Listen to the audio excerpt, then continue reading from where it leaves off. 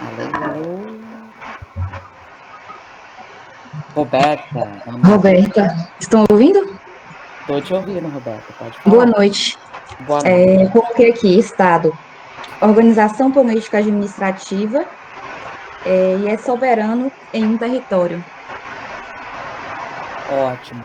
Questão de ser uma organização, do foco na administração e num determinado território. Boa. Roberta, Isso. alguém tem um conceito diferente ou complementar? Lucival? Lucival ligou o áudio, eu achei que ele quisesse falar. Não? Tá. Eu tinha colocado aqui, só complementando, né, que essa organização exerce um poder supremo, né? E o que a gente entende por poder supremo seria a capacidade de influenciar o comportamento dos indivíduos, né, das pessoas. Então, exerce o poder supremo sobre um conjunto de indivíduos que ocupam uma determinada unidade territorial, que foi como a Roberta comentou, né? Então, seria uma das formas aí de a gente pensar o Estado. Em complemento a isso, né, e aí dialogando com o Weber, que a gente trouxe na aula anterior, o Estado seria o único que tem legitimidade para exercer a força física, ou seja, ele tem exerce de forma monopolista, né, o poder político e, e tem esse reconhecimento de exercer a força física. Reconhecimento por parte de quem? Da população, né? Nós reconhecemos o Estado como entidade legítima para exercer, inclusive, a força física. Né? Então, só em acréscimo. Governo, pessoal.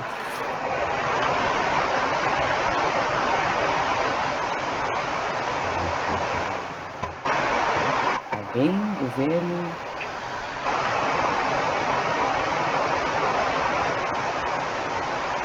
Alô, alô?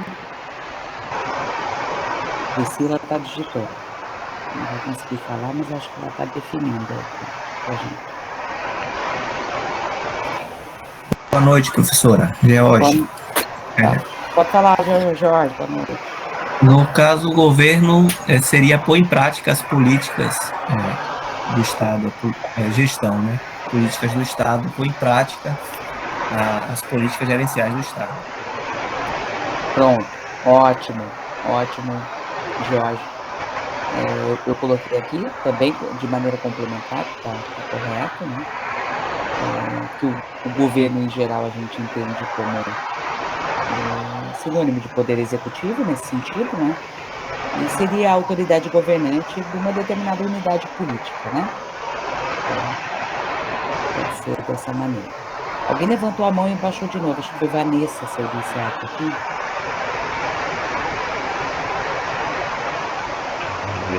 Seguimos, então. Mercado, gente. Para fechar os 3 conceitos chaves aí da disciplina. Mercado.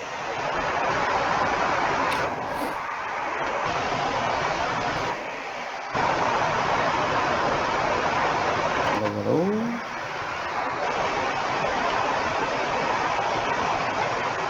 Iris colocou sistema de trocas. Mais. Roberta, coloquei que é um sistema de compra e venda de bens e serviços, ou trocas também, sistema de trocas. Beleza. E aí a Priscila complementou como um espaço para a troca de bens e serviços, meios de troca voluntários, elemento central da economia. Ótimo, a Gilmar acrescentou, né? O mercado é o local onde as forças da oferta e da demanda se interagem, permitindo a transferência de propriedade de mercadorias. Beleza. Então, esse local, entre aspas, né, de interação entre forças de demanda e oferta.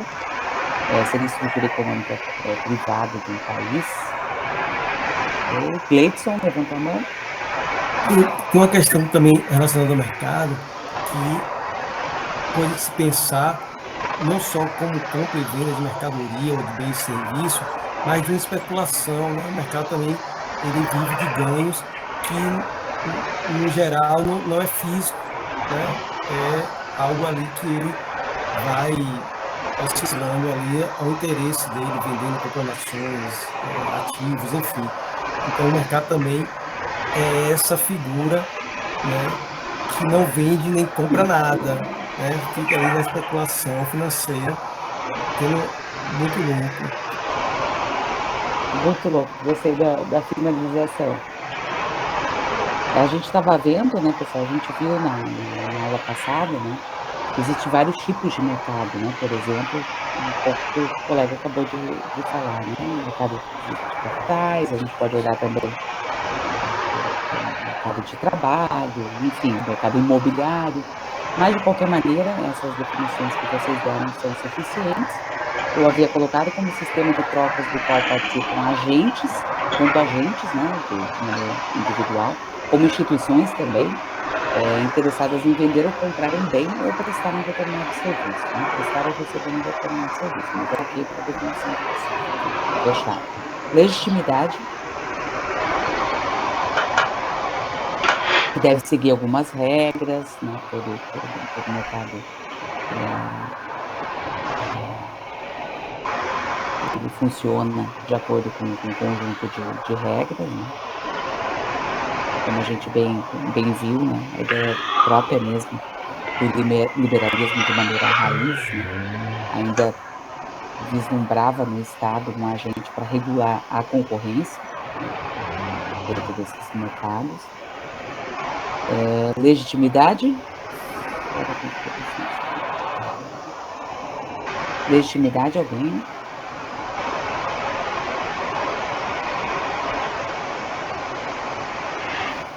Eu defini, professora Márcia, definir legitimidade como aquilo que está previsto em lei. Alguém teria uma resposta diferente? Estou ouvindo, Mariana. Eu entendo essa legitimidade como a confirmação dos entes governados, né? A resposta da sociedade às práticas da administração, do Estado, do governo, a eles, né? Seja desde a implementação de políticas públicas, a regulação de legislações, mas seria esse retorno da sociedade. Alguém mais? Pessoal. Eu colocaria legitimidade algo que eu reconheço, ou nós reconhecemos, como uma força no qual eu ia falar legítimo, mas ia ficar redundante. Uma força no qual eu autorizo, né, a legitimidade, no qual eu digo, pode ser da forma que você achar melhor, porque eu estou lhe dando, né, esse poder de decisão. Ótimo. Com essa ideia de reconhecimento, né? Então tem esse reconhecimento de uma determinada instituição, né, em caso. Para mim, a legitimidade seria basicamente o fruto do contrato social.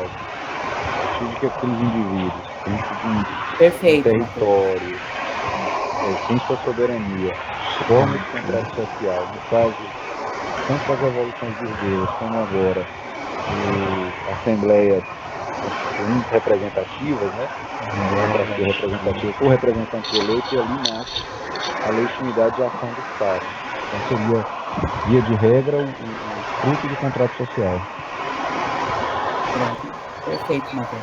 Muito bom. Boa noite. Na minha opinião, legitimidade seria a execução, né, das leis, das regras, de forma igual para todos, no caso, né? Não seria algo diferente para uns e para outros, né? De outra forma, seria algo legítimo, algo igualitário, amplamente né? aceito, né? No sentido de amplamente aceito. Isso. Falando, né? Isso, no sentido de igual para todos, né? Que seja honestamente, no caso, né? Legítimo. reconhecido por todos, nesse sentido, acho que a colega está colocando. Ótimo. Boa noite. Boa noite, André. Doutora, tudo jóia? No meu entendimento, essas três palavrinhas que estão interligadas, Estado, forma de governo e legitimidade, elas se entrelaçam, porque legitimidade seria também a questão da atribuição no sentido de competência. Então, o Estado teria essa competência, essa atribuição seria legítima dentro da sua forma de governo para, naquela ideia keynesiana, no sentido do bem-estar social, do Estado do bem-estar social, de, por exemplo, regular as políticas do mercado. Então, ele teria, de fato, uma competência no sentido de atribuição. Então, ele seria um Estado, de fato, legítimo, né? Então, a meu ver, estaria ligado a essa questão de competência e de atribuição. Ótimo, André. E colocou interlaçado, né? Como isso tudo se complementa. Perfeito. Bom. Fechou? Mais alguém quer falar?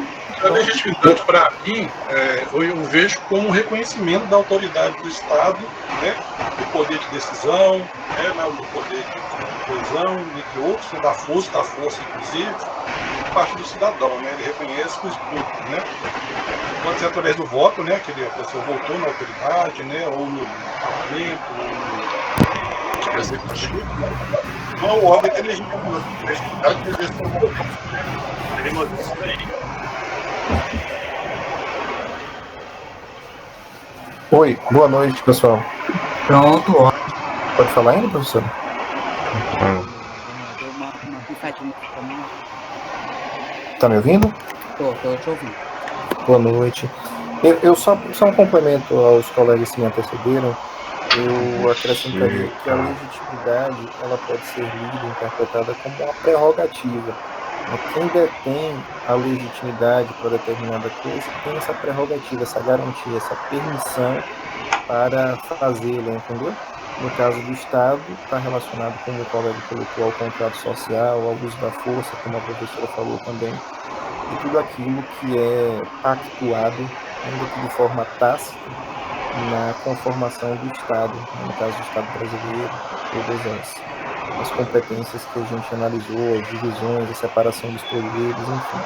A legitimidade de cada poder também está dentro desse escopo. É uma prerrogativa que o legitimado detém para empreender determinadas ações, adotar determinadas atitudes dentro de um âmbito de competência, de atribuição, no caso Perfeito. A gente estava focando no Estado, mas muito bom, Leroy, você colocou de maneira mais ampla. Boa. Em diferentes esferas, a depender de qual esfera a gente está tratando, né? A determinar dos indivíduos ou próprias instituições dentro de uma instituição maior, por exemplo, enfim, um determinado grupo de pessoas que exercem legitimidade para alguma coisa, né? Anunciando aqui. A gente tem mais algumas pessoas para falar, mas vamos avançar nos conceitos. Deixa eu só ler um ou outro do chat aqui. Tem um reconhecimento da população, do CIVAL, para estabelecer regras acima do texto de todos, lenir a capacidade de poder obter obediência sem a necessidade de recorrer à coerção.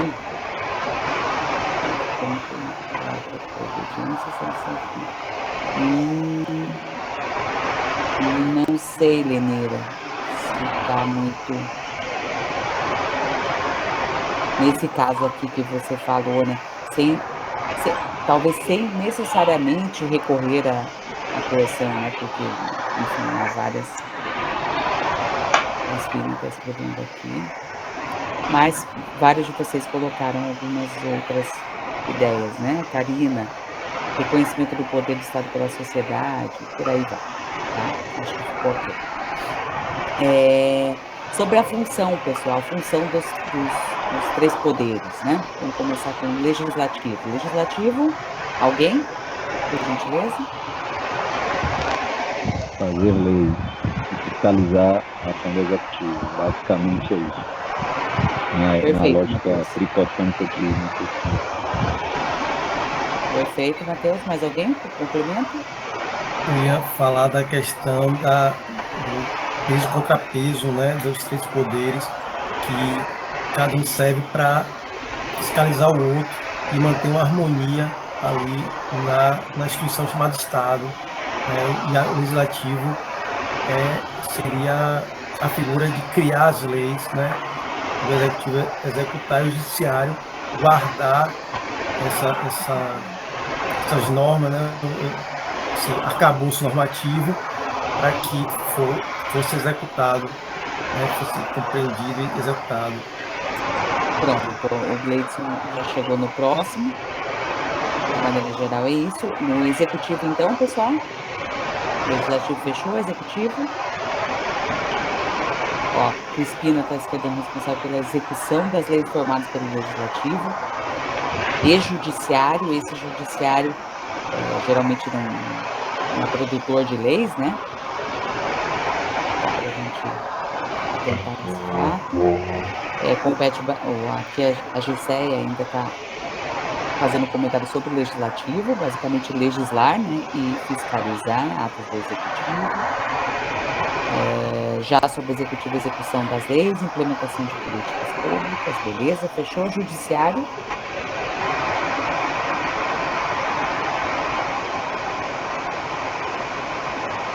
Quem?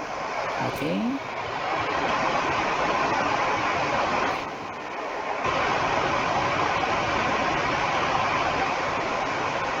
O judiciário seria basicamente a figura de um guardião, né? Aquele que garante o cumprimento das normas e, não o fazendo, a gente recorre ao judiciário para que seja efetivo, de fato, o cumprimento.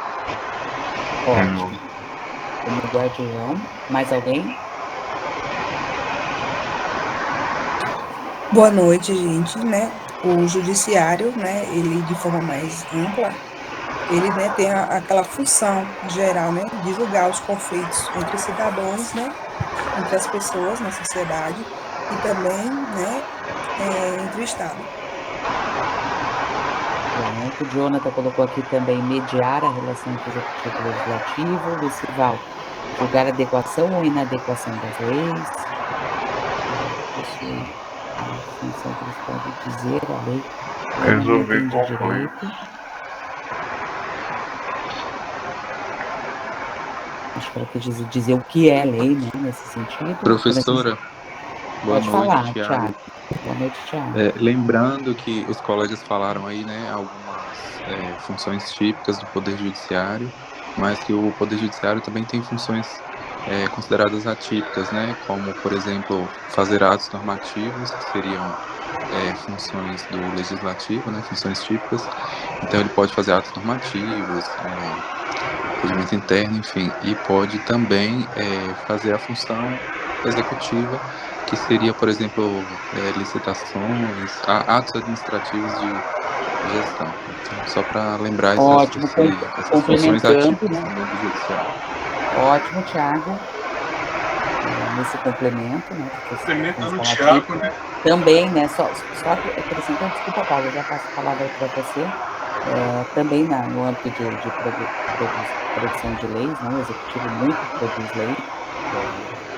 Também, na verdade, no Brasil, proporcionalmente à quantidade de leis apresentadas, né? Se tem muito a discussão, a afirmação, né? De que a agenda do executivo ela é preponderante sobre a agenda do legislativo, enfim, a gente está destacando mais as funções típicas, como o Thiago bem mencionou, mas muito bom parênteses aí. Pode falar, desculpa ter te interrompido. Só completando o que o Thiago falou, que na verdade todos os poderes eles exercem funções atípicas, né? O legislativo ele julga o presidente da República, então ele tem o papel de justiça também, né?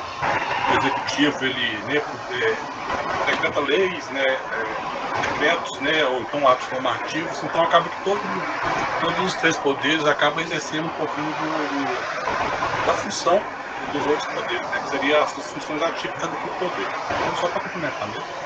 Ótimo, Paulo. Obrigada, Paulo.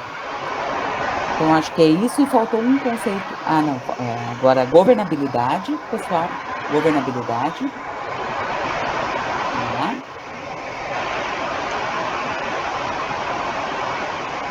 A Laila colocou aqui, capacidade que um governo tem de exercer a autoridade e implementar políticas públicas, né? essas políticas aí, julgando essas políticas implementadas como eficiente, né? Como se fala de eficiência nesse sentido. No sentido também de você entender as necessidades da sua população, da sociedade que você está ali sob sua jurisdição, entender as necessidades e, a partir dessa necessidade identificada, criar as políticas públicas para que os anseios sejam sanados, né? Pronto, perfeito. Então, essa governabilidade, como a gente tinha comentado, né, semana passada, ela acaba por influenciar na estabilidade política, alinhamento com interesses econômicos, essa questão do apoio parlamentar, etc. Né? Então, ela tem relação com uma série de outros conceitos. Mas, de modo geral e genérico, essa capacidade que um determinado governo possui, né, de implementar determinadas políticas de maneira eficiente. Né? Formas de governo, formas de Estado.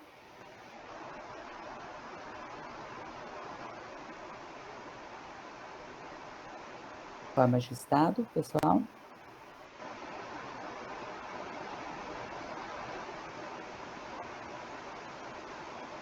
São aqueles Estado unitário, Estado federado. Isso, né? Isso. Só para não confundir, aqui o Lucival colocou as formas de governo, né, no Estado.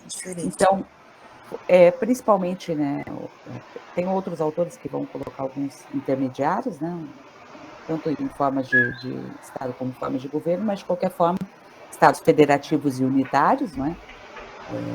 E aí, como exemplo, a gente tem os Estados federativos clássicos, Brasil, unitário, Chile, França, e por aí vai. E formas de governo, aí sim a gente entra nesses dois. Pode falar, Matheus.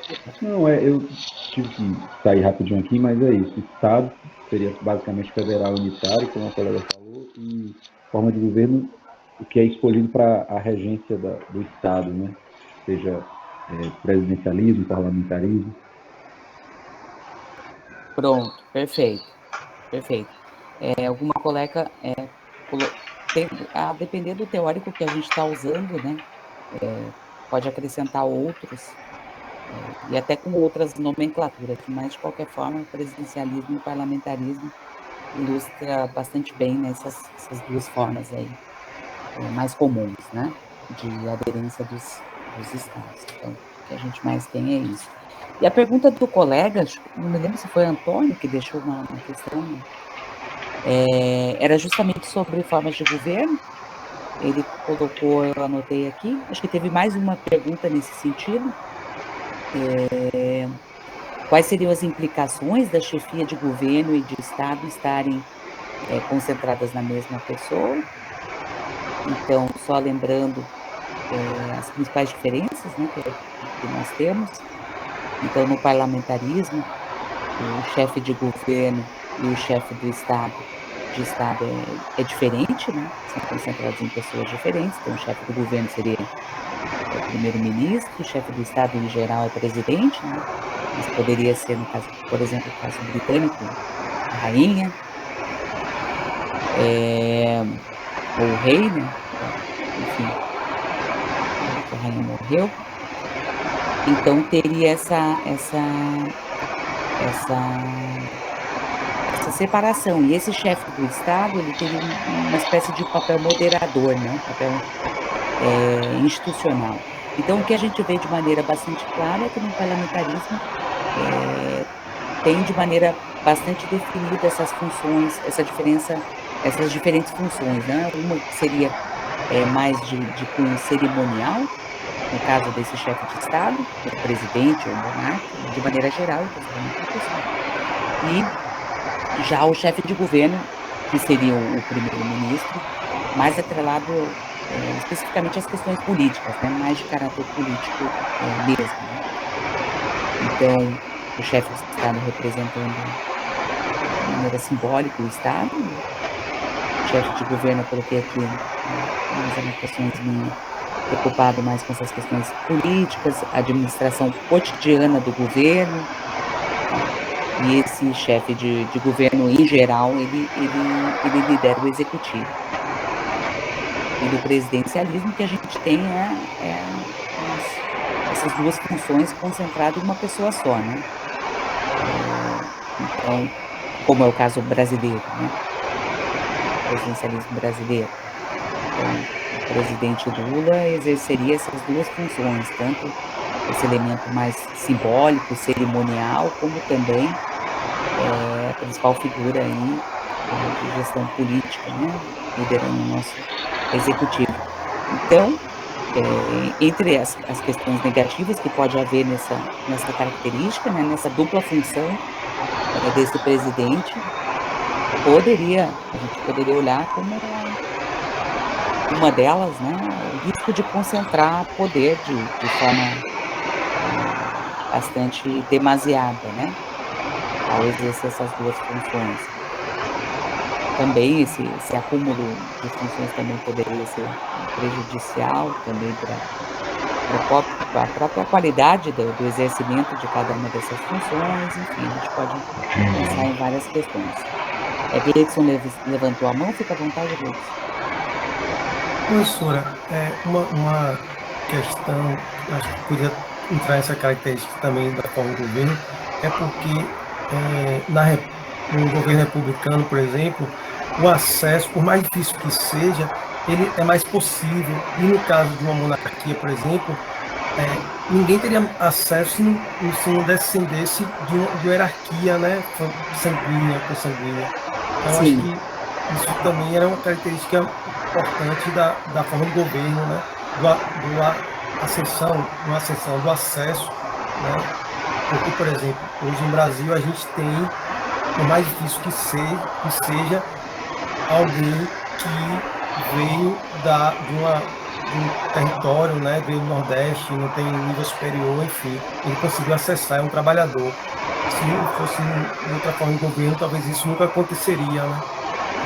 A forma de governo também tem uma das características do acesso, né, ao poder. Isso que você está falando da República é o modo como o poder é distribuído, né? Como se organiza a estrutura do Estado.